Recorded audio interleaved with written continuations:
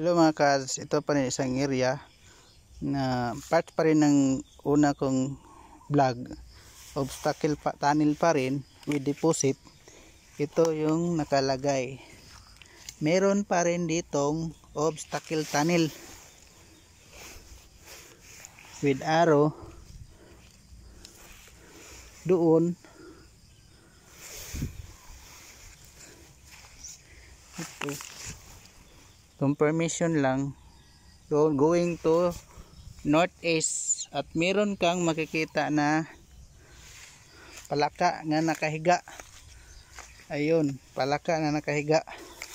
Meron pa ring passageway papunta doon sa palaka going to northeast. Ayun, meron pa ring nakalagay na northeast tubig.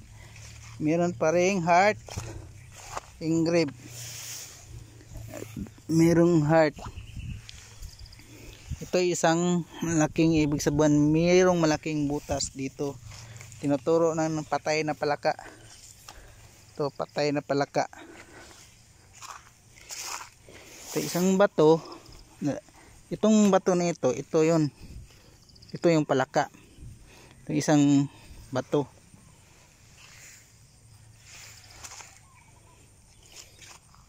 Ito yung isang bato na meron pang nakalagay na obstacle tunnel pa rin. Obstacle tunnel with deposit. Obstacle tunnel pa rin. Obstacle tunnel. Obstacle tunnel. Pico. 6 yards under. Ito yung palaka. Yung palaka na may whole heart sa ibabaw niya. Yung bibig niya nakaturo sa entrance ng obstacle tunnel. Dito. Meron naka-triangle. Meron siyang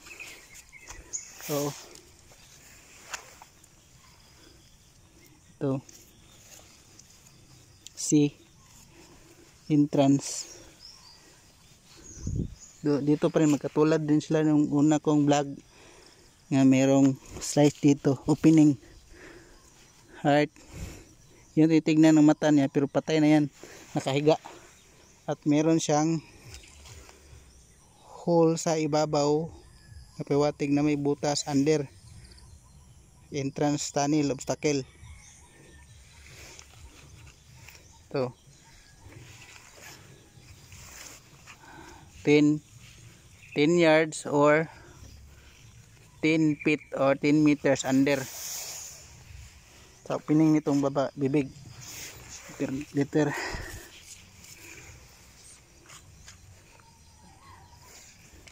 So confirm naman natin kung meron bang totoo ba na merong entrance tunnel, obstacle tunnel dito na tinuturo nitong palaka na patay nakahiga, na merong X at merong heart na engrave sa taas. Merong heart, meron din siyang heart matuturo dito sa maaari mong hukayin. Meron siyang bato. So try nating ilocate, i-detect kung meron bang void space or open space sa ilalim or deposit.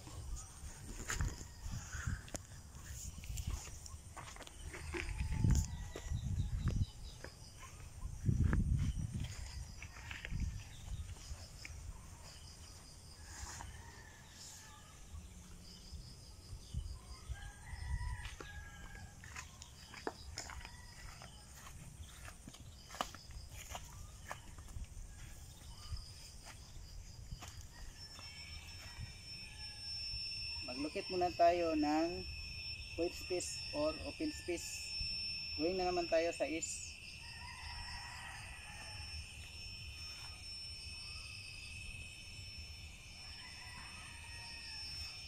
Itong lugar na ito, maraming obstacle tunnel dito. Marami silang lagusan na ginawa. Itong lugar nito, marami itong mga bato-bato. Pero sa hindi nakakaalam, yung bilog na malaking bato, meron silang breather sa ilalim.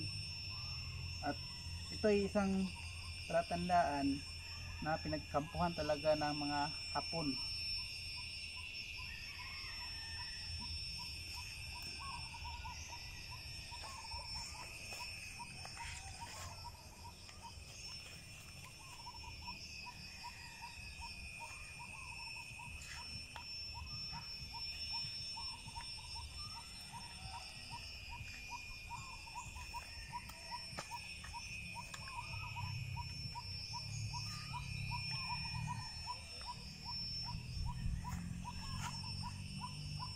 Yun ay isang load na hinahanap. Meron nakalagay pa rin katulad ng sa isang area. Kasama din ito. Malaki itong area. Almost 2 hectare. So, hanapin naman natin kung merong deposito nakalagay sa entrance ng obstacle tunnel.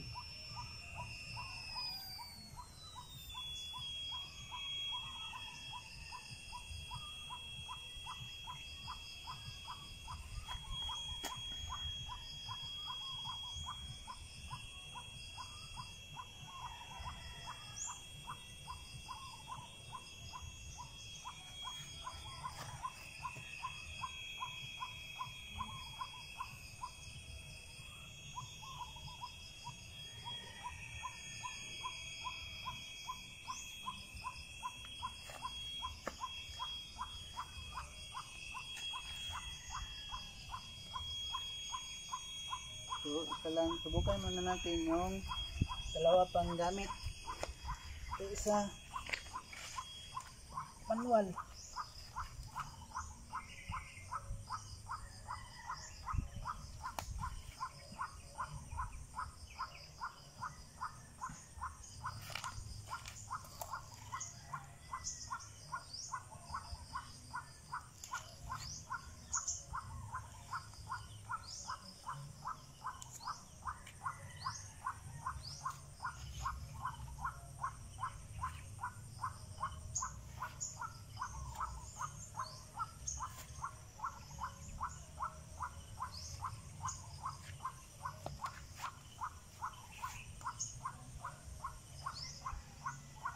So, isa lang ang tinuturo niya.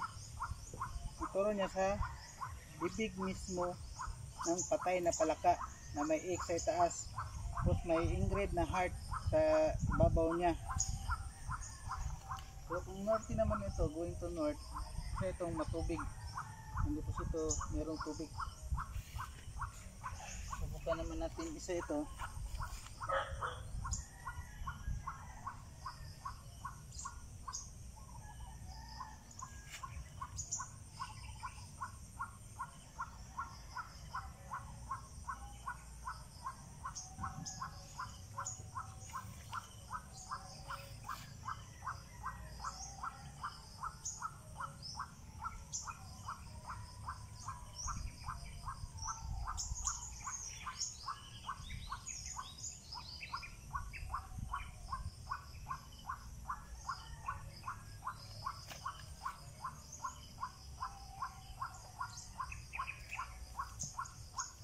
Pag ganyan siya, yung move niya, ibig sabihin yung dimension ng deposito.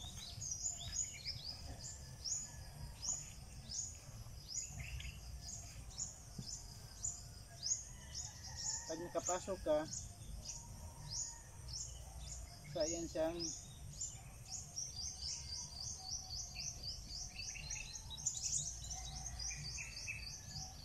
saya siyang iikot sa gitna. So, move naman tayo dito sa bibig na malapit sa palaka. Ito pa rin.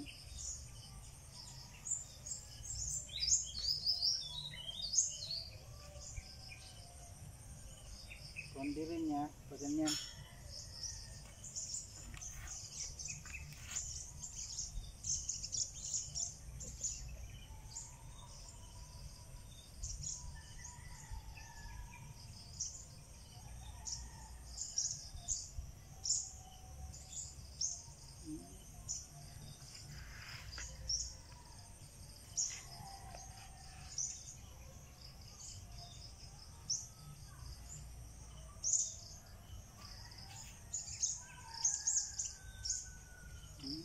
Yung back niya.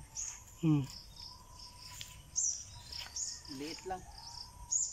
Maliit na yung back. So para maklaro mo, tignan mo lang yung palaka. O, wala ng araw. Ito isang palaka. Sa malayuan, patay na palaka. Kahiga.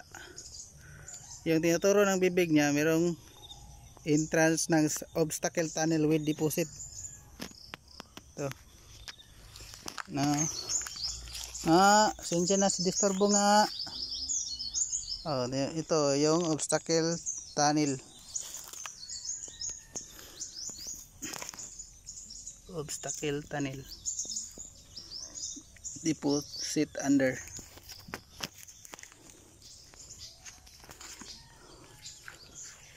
So yan lang mga ka-adventure, itong patay na palaka. Pero ito ibig sabihin kung patay siya, obviously meron siyang ibig sabihin na may poison. Pag once na may patay, ito isa itong reptile, mammals, reptiles. Ito yung mga kuan na mammals, palaka. Pero patay ito. So ibig sabihin deposit with poison. So yan lang mga ka-adventure. Salamat, magandang araw. Thank you for watching.